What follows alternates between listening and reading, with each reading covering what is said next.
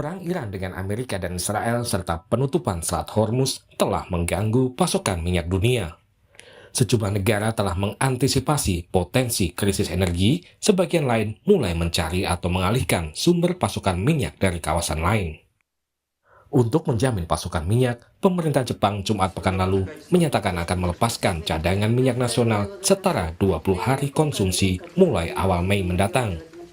Langkah ini diambil untuk merespon krisis energi dan terganggunya pasokan minyak dari kawasan Timur Tengah.